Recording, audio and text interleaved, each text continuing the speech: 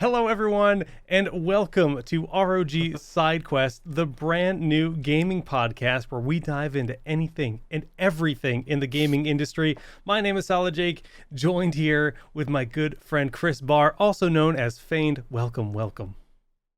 Thank you, Jake. Thanks for having me. We had that beautiful start, just perfection, no hiccups today, with flawless production quality, guys. And we're talking about kind of a fun subjective topic. Now, I just want to lay this on the floor right out of the gates. This is not a news show. We're not going to come in every week and give you guys gaming news because there's a bajillion shows that do that. We're here to have conversations, fun. We call it just after work banter, late. Pretty much, yeah, just whatever, just kind of like chill guys that like video games talking about video games. And something that's very topical right now is game delays. And that made me start thinking about the various different forms of game launches that we kind of see in the current industry. And basically, you have your games that announce very early in development, which is, I'd say, most games, where a lot of these larger games, especially if it's a sequel to an existing franchise that's quite popular, you'll see that game announced very early in development. Then you get other games that are announced towards the end of development, where they kind of have a finite, yes, we're going to hit this date. There's nothing that can stop us from hitting this date. We're ironing out the bugs at this point, and then boom. Then you have the anomalies, which are pretty much games that get announced when they're done, which I feel like we don't get too often. That's either, every once in a while you'll get the indie games that are, a game like Stardew Valley, where it's just kind of like, hey, I'm one guy, I made this game, bam, here it is. Or we have some other examples we can talk about, but let's talk about the standard format and let's talk about Cyberpunk, because this game is it's going to go down in history for a lot of ways. And don't get me wrong, Cyberpunk, I'm enjoying my play a lot. Have you been playing at all? Yeah, I've not as much time as I'd like. Same. The holiday break's coming up, so that's when I'm going to sink into it. But I've got a good 10-15 hours into it. Okay. I'm really enjoying it. So, what's your overall opinion? Does it feel like a AAA title? Do you think it feels like it needs more time? What's in your opinion so far? How is it? It feels like a AAA title that could use some polishing, honestly. I haven't been hitting any of the game-breaking bugs, anything like that. Most of it's been just some visual glitches. I think the most noticeable one was Johnny Silverhand. He pulled out a cigarette, held it up, and then went and grabbed another cigarette. That one's still floating there, and then starts smoking it. He's just got that one floating. It's like, what?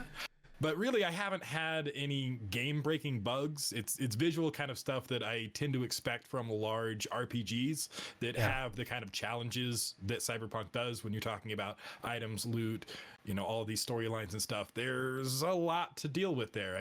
We've seen it in the Fallout series before. So no, I think it's a great game. I'm having a lot of fun, but I am curious to see what another 1 to 2 months of development, or maybe 3-4 months without a developer crunch kind of development could have done.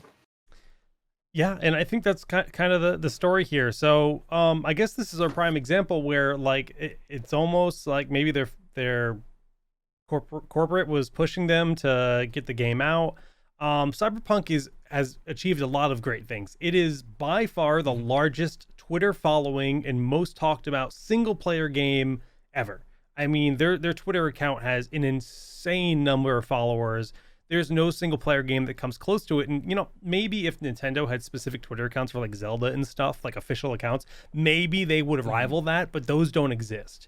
And when you just put them as an isolated instance of Cyberpunk 2077, the amount of lead in, the amount of content they were delivering, was amazing. And the hype was there and people were ready, and the delays happened. Now, when the delays started happening, I'm personally a fan of deliver a complete game. So fine for me. And I think this is kind of 50-50. So you're on the same side as me, where you think that's probably it's for the best. You want that complete title when it comes out. You don't want to have another game I guess we could talk about Fallout 76, where that game, and we can talk about No Man's Sky. We can talk about games that have shipped incomplete and then bounce back. And it's weird to have to think of Cyberpunk as, in some people's point of views, as being in that boat. But yeah, it's, I don't know. To me, the whole situation is just weird though, because if they didn't set a deadline and they didn't force this to happen, they could still have had, I feel like they could still have had as big of a launch. But do you agree? Do you think the launch would, if they didn't promote it and build up the way they did like this, do you think the game would have had this kind of popularity going into it? No, and that's because, I mean, this has been like an 8-year journey from teasing Cyberpunk originally to where we're at today. So I think it's a combination of, I mean, that's great marketing. I mean, as someone who does marketing for a living, you want to build that kind of hype, but they started really early, which is great and fun for the people who really like the Witcher universe and the kind of, ties there.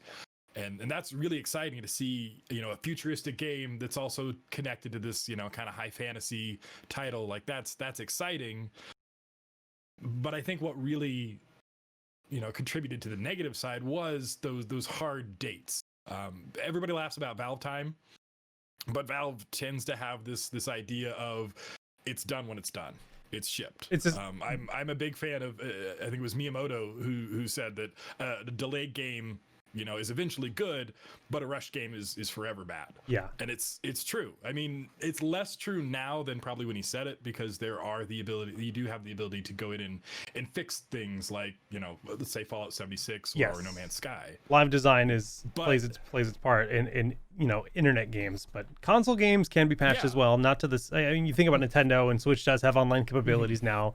Up until the Switch, I'd say that was probably not as true for Nintendo when it came to their approach, at least.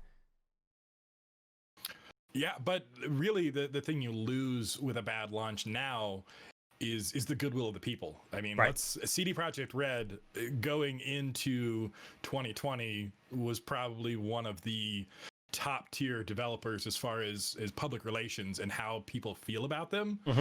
Witcher 3, Wild Hunt, and just even like the Netflix series and stuff, even though that's not them, it really just ties into this whole experience where people are just really excited. They're like, they can do no wrong. Look at what they've done.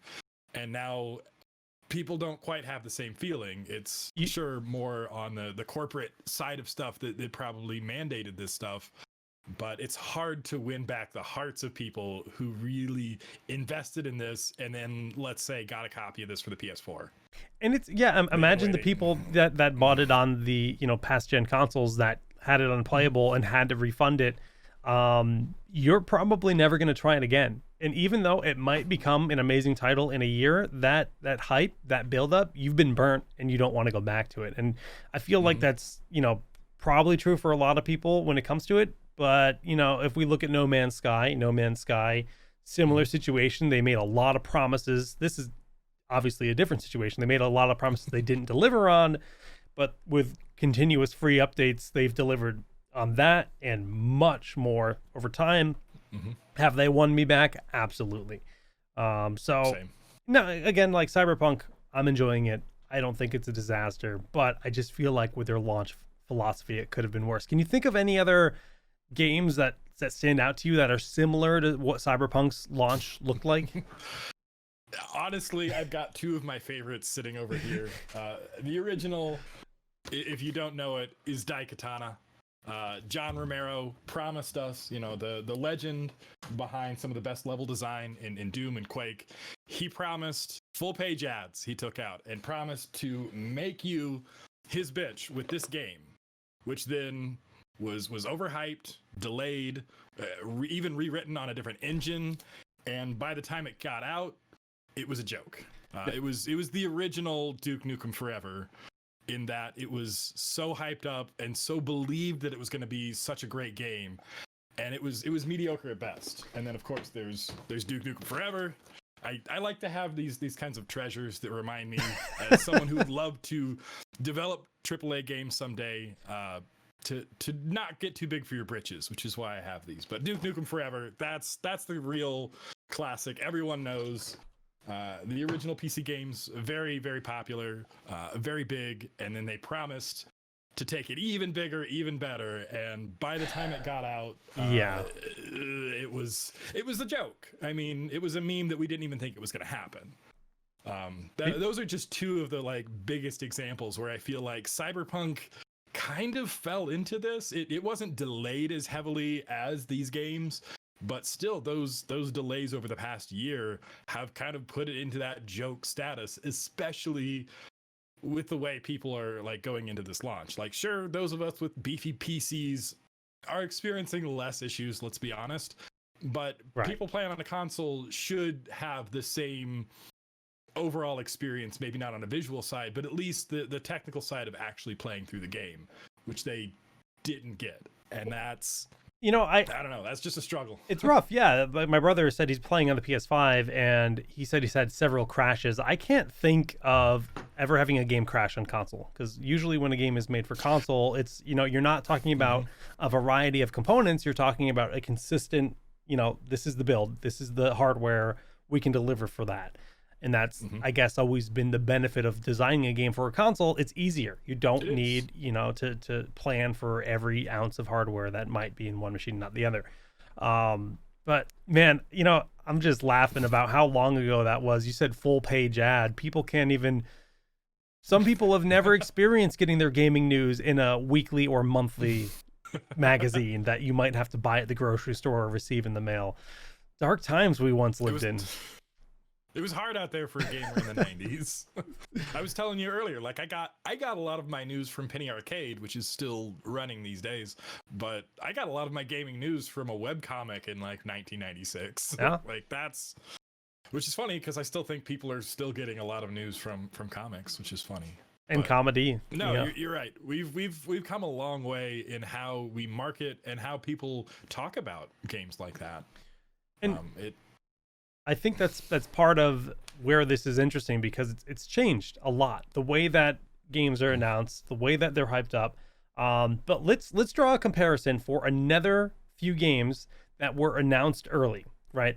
So there's a new Elder Scrolls game coming out. Everybody's pumped about it. Everyone knows it's coming. Yeah. But what do we know about it? We saw footage of a mountainscape, right? It just kind of like just beautiful world, rendered trees. That's it. The text that says Elder Scrolls, that's their announcement. So now we have this announcement and this little seed planted of hype, and that's it. Now, if the franchise and the developer is established enough, is that all you need, or could and should they have promoted more and shown us more behind the scenes, like what we've seen from Cyberpunk? I'm going to say, if you have that relationship with your audience, you have, Elder Scrolls, where I don't even know the number of actual titles that were on, because there's more than the numbered ones. But when you already have that, and let's face it, Skyrim has become a meme in itself, because it's playable on everything. Samsung fridges. I was literally just saying, your fridge can play Skyrim. So we know it's coming. We know what they can produce, and I'm actually of the kind of person that nowadays with even movies, TV shows and stuff, once I've decided I'm in and I want to see this, I start shutting things out. Like, I don't want to start seeing spoilers. I don't want to get hyped about something that I'm going to take out of context maybe, and I'm just going to build all of this based on this one scene I saw in a ad for a game that's coming out in 2 years. Like, it's so easy to build your own story about what something is based on what you're told. And I like to be surprised. I like seeing, for the first time, loading up a game and just being like, whoa, okay, I wasn't expecting any of this. And I think with an established universe, an established company, I trust them enough that I don't need to be hyped up, 3 years out with a technical demo that isn't going to look anything like the end result. So that's kind of where I am with it. How about you, Jake? No, you nailed that conversation. It was great back and forth there, because I agreed with pretty much everything you said. Like you said, building your own narrative in your head can be really unhealthy, because if you start assuming that it's XYZ, the gameplay is this or that, and then when they actually show it off and you're let down because you expected something else, like that doesn't help anyone. That doesn't help them, it doesn't help you. Whereas I think that's not something a lot of people think about when it comes to seeing early content and early trailers of things. Nowadays we always have the clarification, not gameplay or whatever. They always throw that text in there. We didn't get that in the past. We really did not always receive that. But it's also interesting to just kind of just let them do their thing and then announce it when they can give us a date. And that's what we're starting to see a little bit more of from certain publishers. We're starting to see that more often. We're starting to see announcements happening closer to when a public alpha is going to start, when they're putting it in the hands of the viewer, of the player, the user, whatever. I guess we could talk about early access too in this discussion. We're going to go down this rabbit hole of this conversation. But I like that. I think about Star Wars Squadrons. Is the game perfect? No. It's a $40 game to begin with. Is it a good game? I think it's fun. Is it a niche game? Absolutely. But they announced it, like 4 months before it came out, I want to say. And that's, to me, a healthy way to do it, right? Here it is. Build some hype. We're going to drop it in October or whenever it came out. It came out October 2nd, I believe. It came out on my anniversary. I shouldn't forget that date. But I don't know. I think that's the better way to do it personally. And I hope we see more. I don't think it's a right or wrong situation. I just don't like these crazy game delays that we're getting a lot of. And then I think you actually combat that with a healthy announcement window. Right. Because if you're 3 months out and you haven't told anyone yet, and it's real 3 months, from all of your meetings with all of your teams that you're looking at 3 to 4 months max, then the chances are like you don't see a lot of games that are announced 3-4 months out that then become delayed. Right. Whereas these games where Cyberpunk had a hard date set in stone a while back, then it's like, well, we were planning to be done. Like you're trying to hit. Weren't they taking pre-orders in 2019 or something? Like maybe earlier than that? Like a long time ago, I think. Yeah. And you're just trying to nail down a development cycle, which I mean, my experience in development is very limited. Yeah. But any large scale project I have ever been involved in any industry, I mean, those times are estimates at best. And when you run into, bugs or issues and stuff that you didn't foresee 2 years ago, and it's dictating when your game is being launched and you already have millions in marketing poured into it, you're really backed into a tight corner. Whereas if you, even the Elder Scrolls method of just kind of teasing, there's a game coming, like you can build on that hype without solidifying that. So, but you don't have to go so far as to just drop the game, like say Apex, because you want to plan. Like I want to budget my time and my money. It's like, hey, what games am I going to pick up, and when am I going to have time to play them? Like I don't know. I like kind of figuring that out, and when games start shifting around, and you start looking at that roadmap, going, it's like, well, I've got Assassin's Creed and Cyberpunk dropping at the same time. Well, which one am I going to play? It's like, oh, well, I'm going to play Assassin's Creed because Cyberpunk got delayed. Like you start, I don't know, budgeting delays into your own time, and I don't like that. Yeah, Cybertrunk, love it. Great misspeak. You briefly mentioned Apex. Apex is an anomaly where there was no marketing, there was no announcement, there was no build up. They announced the game and the game was out.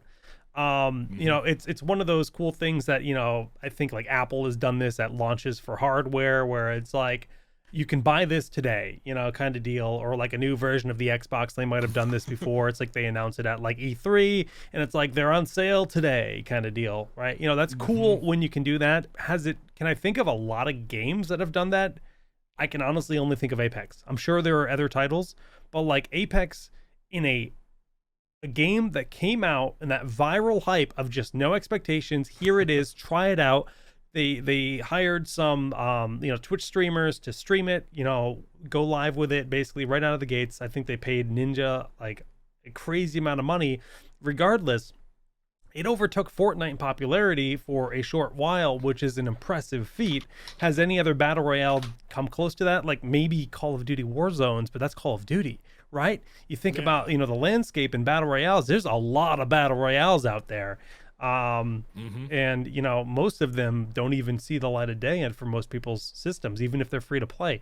So I think that's a really cool and interesting, example to look at in this kind of ecosystem where they had a unique thing. No, absolutely. And it's funny, I've been trying to think of other launches similar to that where it was just kind of surprise and launch. And really the best one I can think of was one that actually backfired. And that was the Sega Saturn launch. Because that... right. This is I know, I'm stuck in the 90s. You are. But for those that don't remember, and I could be messing this up a little bit, but basically at E3, Sega came out and announced the Dreamcast. I'm sorry, the Sega Saturn, and then they're like, it's available today, right now. And every retailer was going, what are you talking about? It's available right now. And it actually caused such a rift between the retailers and Sega, as well as consumers who couldn't buy it. I didn't know this. And Sega. That's fascinating. That was actually contributing to the death of Sega. And then Sony announced the PlayStation, and then it was over. The Dreamcast was also like can be bad. Yeah, the Dreamcast was that's hardware ahead of its time as well. But the Dreamcast, yeah. We'll have to do a Sega episode someday. That's another topic for another day. Fun fact: Sega Dreamcast is my favorite console of all time. It was a great console. I love it. It really was. Played a lot of Phantasy Star Online as a kid. So just kind of looking again at this kind of approach, we can look at even a single publisher that doesn't learn from themselves necessarily.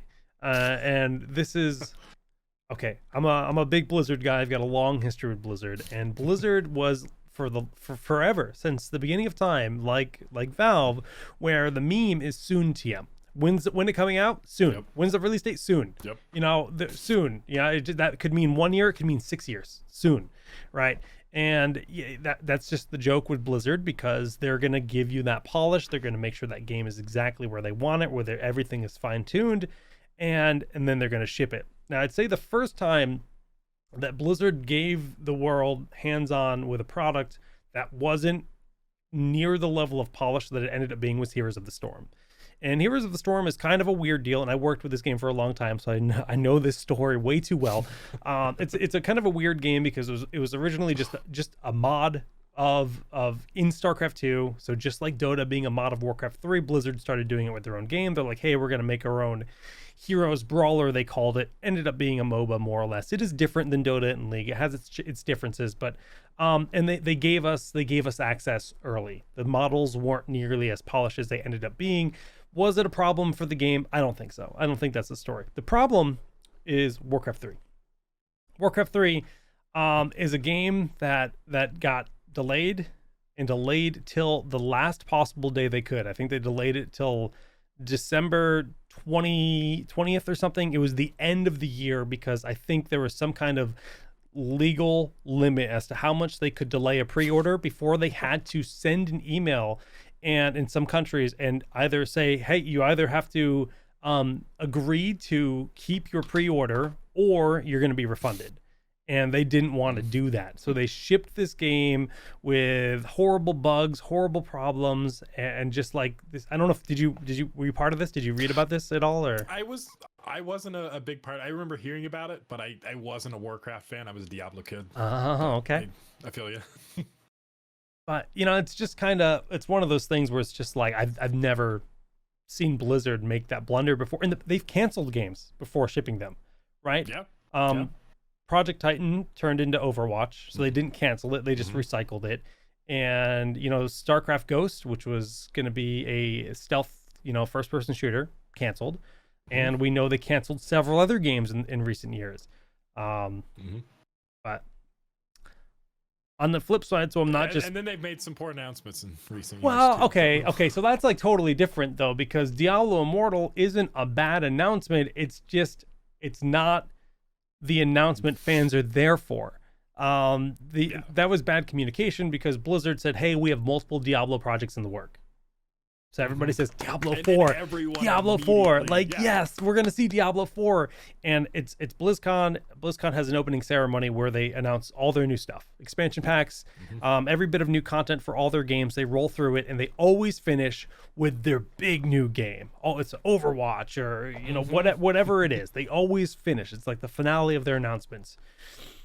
Diablo on phones, and it just you're talking to PC gamers, man. You're talking to PC gamers. You can't give them that and then not have something else. And that was my first BlizzCon. Like, being a big Blizzard fan since, you know, in the 90s, I finally got to go to BlizzCon. I was I'm so sorry, man. Company. It was really exciting. Like, I was at Cloud9, and they're gonna announce Diablo 4 while I'm here, and I'm so excited.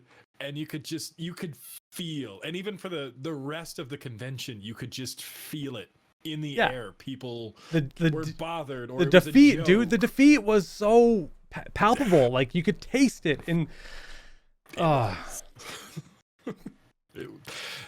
so there are ways to not do launches and announcements, because you have to know your audience. You have to know what you're setting them up for. And I think that was, I would call that a poor launch announcement. Yes. No, it was. They marketed it ahead of time. Yeah. So, and then it gets a little bit more awkward from there because they became afraid to market it because of the backlash that was received, and the "don't you guys have phones" remark and all that, you know, became a big meme.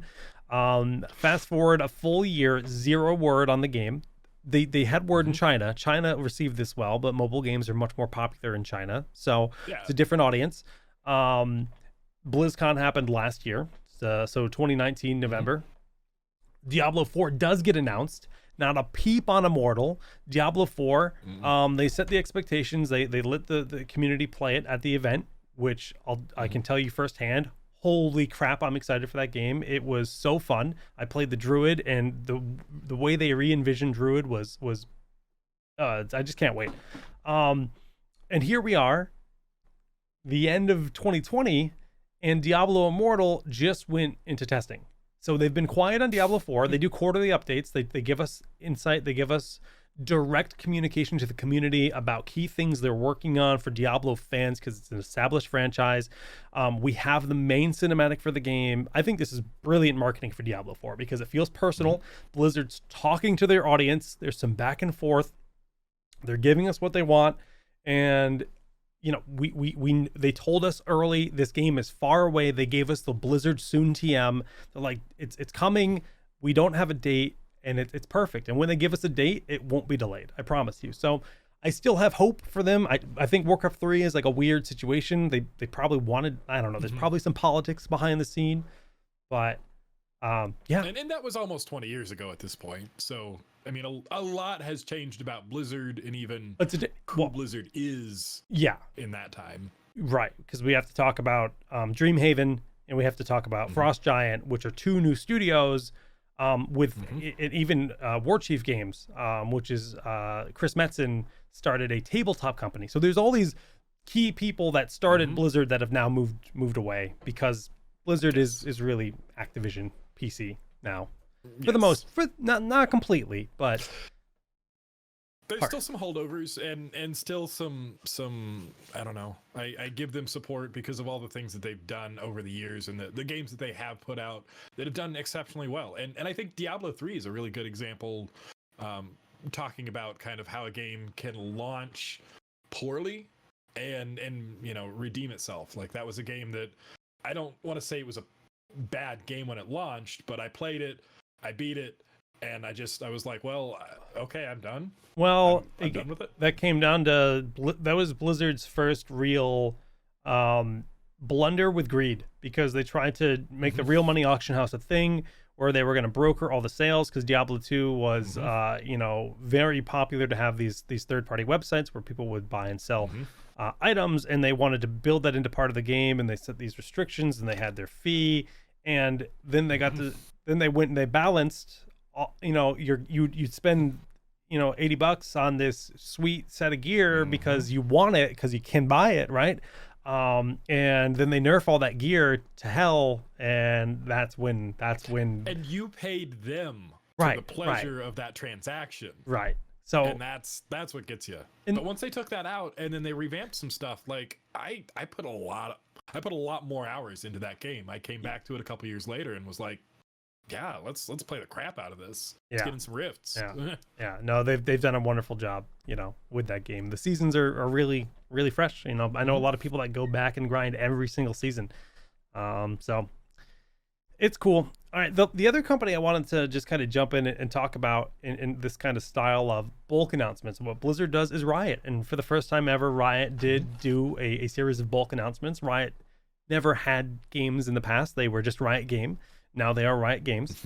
Finally. With League of Legends being their claim to fame, and Runeterra being their card game, and they have Teamfight Tactics within League of Legends. But they came out with their 10th anniversary event showing off like a boatload of new content, but also just giving us glimpses of new games in the works. And this is a cool way to build hype. Again, established brand.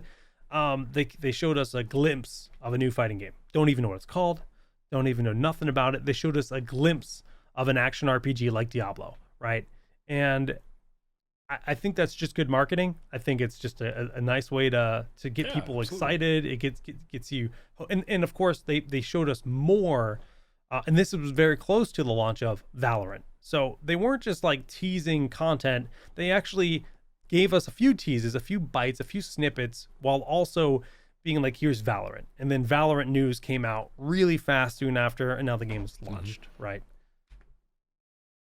And I think that's a really smart way to do things in this age, because like we were just saying earlier, like we used to get our news from magazines that came out on a monthly basis. Yeah.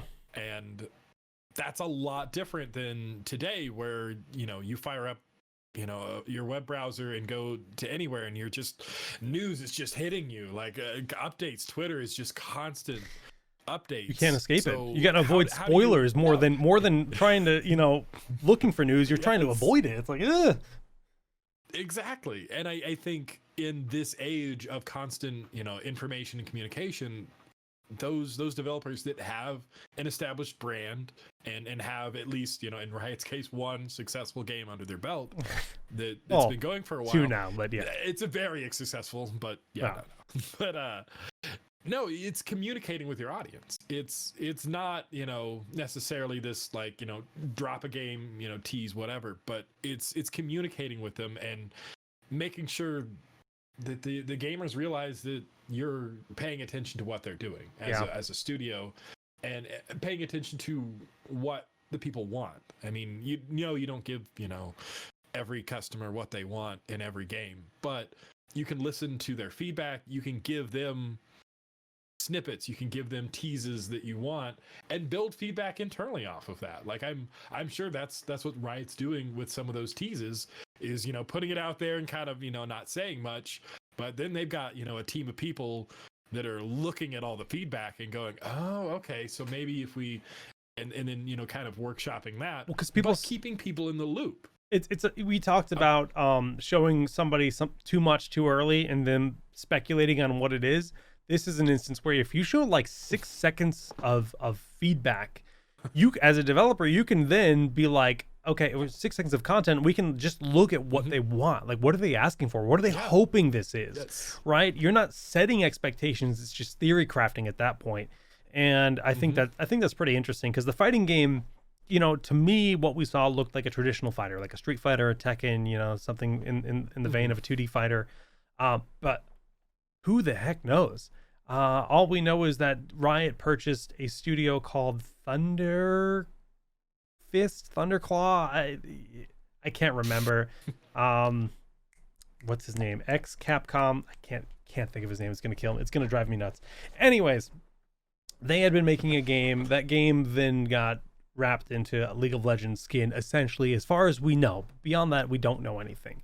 Another just random snippet is last week, Ghostcrawler, former Blizzard employee, he worked on WoW for like 5 years.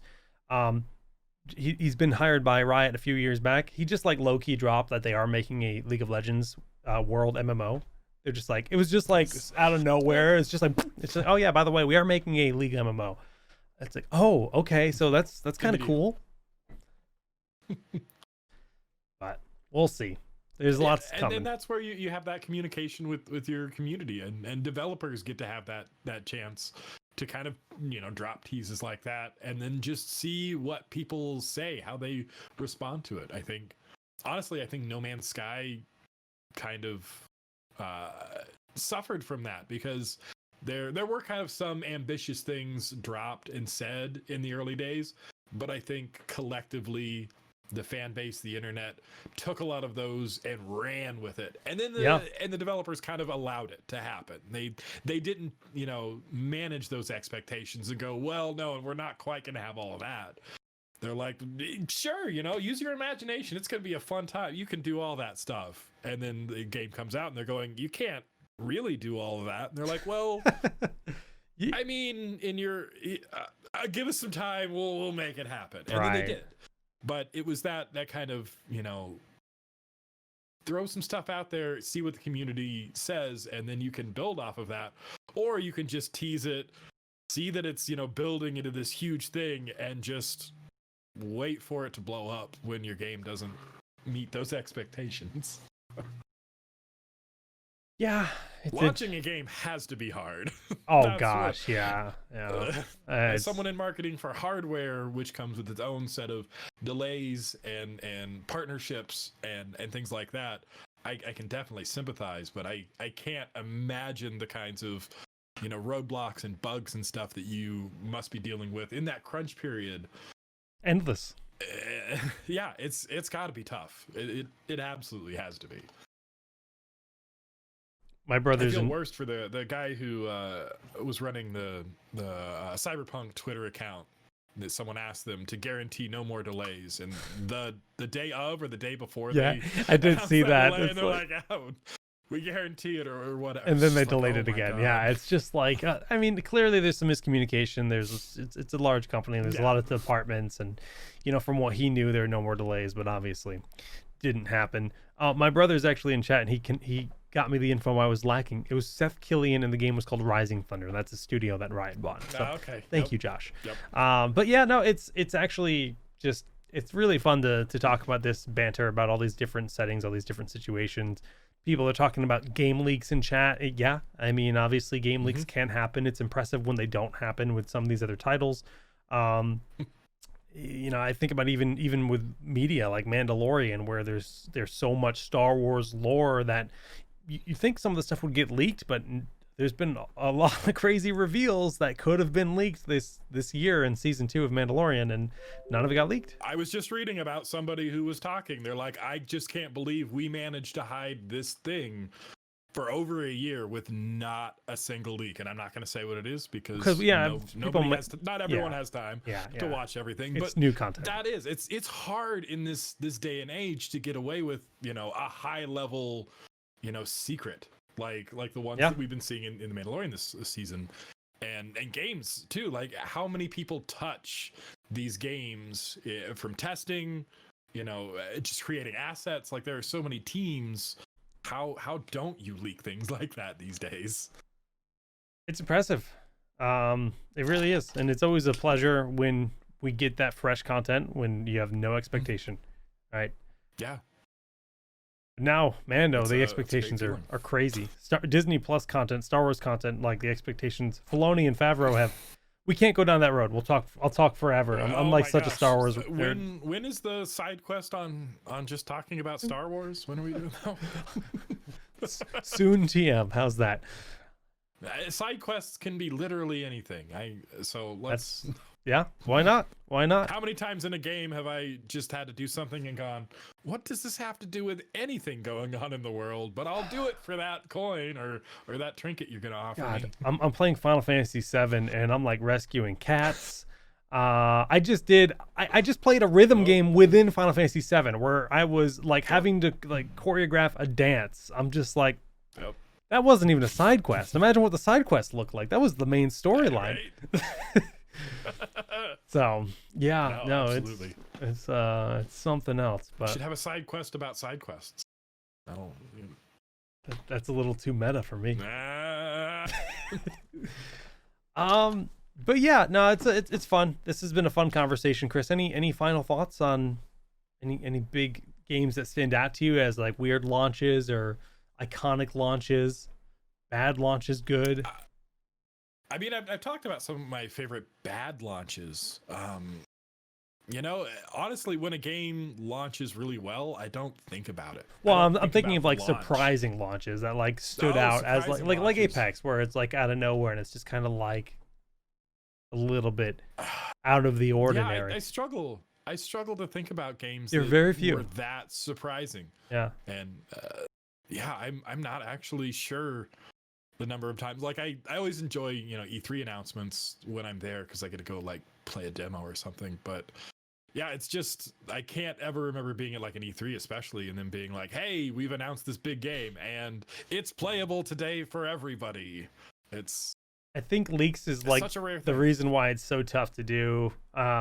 Like, you know, I'm thinking about some other existing IPs that are being worked on, like Metroid Prime, right? The new Metroid Prime game they've even told us that they've had to start over. They've like scrapped everything they've done and started over, which is cool to get that kind of transparency. Like, hey, just so you know, it's far a ways out. But what if like Nintendo was to just drop a new Metroid Prime without ever announcing something prior? That's the kind of stuff that I think would be cool. Like an existing IP where there's clearly going to be hype behind it. You're not worried about promoting it. I think that'd be fun to see. But who knows? Who knows? That's just me speculating on other styles of launches. Okay, I think my most exciting, like unexpected announcement was probably Half-Life Alyx.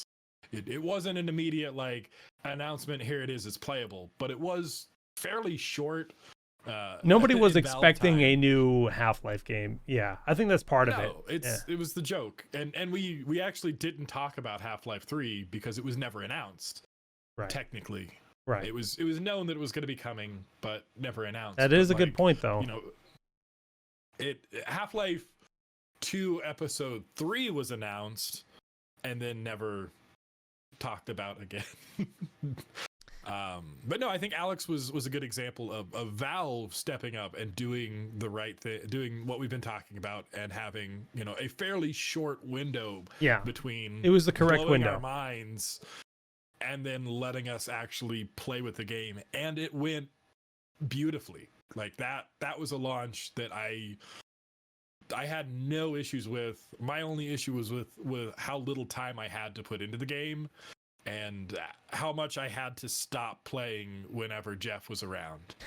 And I'm not just talking about, you know, Jeff, who's also tends to be on these, but Jeff, the character in the game, who would stress me out so bad that it's like, I have to take this off. Dude, I think go live in a world where this character isn't hunting me. I think that's the only point in the game where I didn't take a break because I was so entranced. I was so immersed in the game during that segment, and it was horrifying. It was horrifying, but like I like horror, and I was just I found it to be some of the most immersive gameplay with the various elements they did of between holding you know your hand over your mouth so you don't cough. And if you haven't played it, I don't want to spoil too much because we're gonna do a show next week on our favorite games of 2020. And I will talk more about Half-Life Alyx then because I have very high praise for that game. But I guess that's a good segue to wrap up the show because, yeah, next week, guys, we are going to be returning to recap with our favorite games of the year. I mentioned Half-Life already. I'm going to leave you at that. So I'm not going to set your expectations. We're talking about setting expectations with games today. We're going to set expectations with content because, yeah, we're going to have a few guys on. It'll be more than the two of us. I think there'll be 4 of us total. Just jamming about our favorite games of the year, and I'm gonna throw you guys a curveball and ask for the most anticipated games for next year. But I guess I just gave you heads up on it. So if the other guys don't watch this, they won't get that heads up. Nice. It's gonna be a great year, I think, for games, and not being 2020. I think. All right, Chris, we're wrapping it up. Any shout outs you want to give? I just want to give a shout out to my social team. I recently moved out from producing long form content to helping manage all the social activities for ASUS and ROG. And big shout out to my new social team. They are on top of it. And always thanks to you, Jake, for hosting. Yeah, no, thanks for joining me for this fun conversation. I'm glad you had the props in back, like so prepared. I love it. But yeah, guys, this is our new gaming podcast. We'll be doing many of these, you know, in the coming year. And of course, next week we'll be back to talk about the best games, in our opinion, in 2020. And of course, we have another podcast called ROG Pulse that is on hiatus till 2021. But that is a tech show where we dive in. And last week we talked about the ROG Phone 3. We did a full disassembly of it. We really like tore it apart and saw exactly what makes that phone tick. Check that out on our YouTube or in the past broadcasts here on Twitch. And tomorrow I'll be back with a live stream. We've been like trying to find the perfect Christmas game. I'm like, what's a good Christmas game that I can stream? And I haven't found it. So I think I'm just going to keep pushing my 3070 to the limit and play Control again because I'm really into that game. It's a really fun game to stream with the RTX 3070. So I think I'm going to be playing Die Hard the game. Die Hard is not a Christmas movie. God. Hey, there's always the classic. What was it? Home Alone 2 for the Nintendo NES. I'll find an emulator. Christmas game of all time. Maybe there's a Beethoven Christmas game. Yeah, we're not going to go back to the 90s right now. I just made you think of Beethoven. How's that? Guys, thanks for watching. We'll see you next time.